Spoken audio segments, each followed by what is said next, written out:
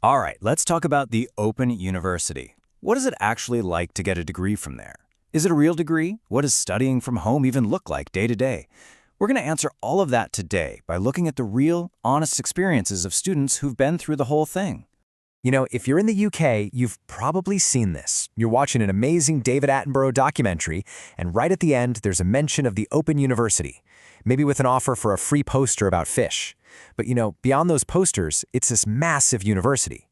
So what's the real story behind the students who actually sign up? So why do so many people choose this path? Well, it pretty much boils down to one huge, powerful promise: flexibility. The OU is literally designed for people whose lives just don't fit into that traditional 9-to-5 university schedule. And here's the fundamental difference, right? A normal brick university expects you to build your life around it. You move to a new city, you go to lectures at set times. The Open University, on the other hand, is built to fit around your life. You don't have to move, you don't have to quit your job. The whole model is different from the ground up. And that flexibility goes deep. You've got people like Martina, who was working as a project coordinator and a personal trainer while getting her degree in forensic psychology. Or, get this, as Luke points out, you can actually spread your degree out over 16 years. You could literally take a 10-year break if you needed to and still come back and finish. It's built for real messy life. Okay, so that's the dream, right? The promise of flexibility. But what's the reality? What does it actually look like when you're in the thick of it? How do you go from getting a box of books in the mail to actually earning a degree? Let's get into the nitty-gritty. The whole thing really hinges on this idea of self-study. So instead of walking into a lecture hall, you log into this online portal they call Student Home. That's basically your campus. And for each course or module, there's a weekly schedule just laid out for you. It's your job to get through it on your own time.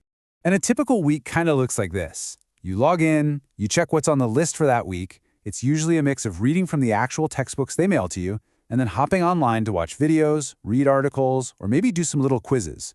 You are totally in the driver's seat of your own learning.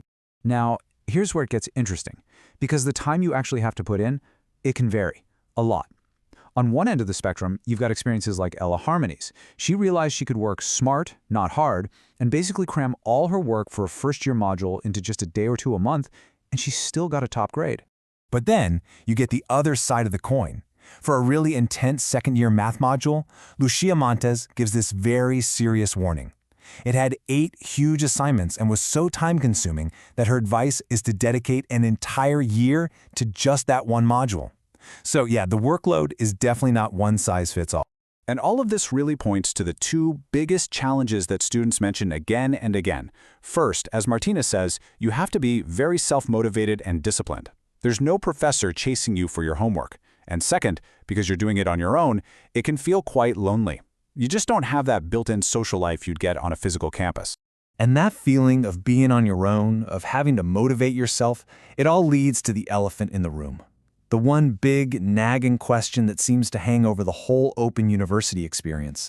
It all comes down to this. After all that hard work, all that self-discipline, is the piece of paper you get at the end of it all, real? Is it actually respected by employers and other universities? Well, let's just look at the numbers for a second. According to research Luke found, a whopping 75%, 3/4 of the FTSE 100 companies, which are the biggest companies in the UK, have paid for their own staff to take Open University courses. They aren't just tolerating these degrees, they're actively investing in them. And it's not just companies. The academic world thinks so too. Martina said her biggest fear was that her degree wouldn't be seen as legitimate. But when she finished, she said she had absolutely no problem getting into a master's program at a traditional brick university. So that whole stigma, it seems to fall apart when you look at the facts. So, the degree is legit. You made it through, you've got that certificate in your hand. What happens now? What's life like on the other side?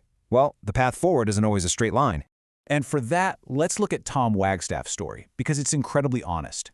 After he finished his degree in computer and IT, he was just completely burned out. He ended up taking a customer service job that had nothing to do with his degree and felt pretty lost for a while. It actually took him about 18 months to recharge and start refocusing on his career path. It's just a really realistic look at the fact that graduation isn't some magic finish line. But on the flip side, you have Martina's journey, which was much more direct. For her, finishing her OU degree was the stepping stone straight into a master's program at a traditional university. It just goes to show there's no single right way things go after you graduate. Everyone's path is totally different. And here's the thing that's so powerful. Even after that burnout, even after that winding, uncertain path after graduating, listen to Tom's final verdict. He says, without hesitation, that he would happily recommend the Open University. For him, the value of the experience was clearly so much more than just the job he got right after. So let's tie this all together. Based on what these students have said, the OU is probably a great fit for you if you're a real self-starter, if you need to work or have family commitments, or if you just learn better at your own pace. But it might be a serious challenge if you're really looking for that social campus life, or if you know you struggle with managing your own time and need that daily face-to-face push. And that really is the bottom line, isn't it? The Open University offers this incredible trade-off. You get the ultimate flexibility, but in return, it demands a huge amount of self-discipline. So after hearing all of this, the only real question left is, does that sound like the right path for you?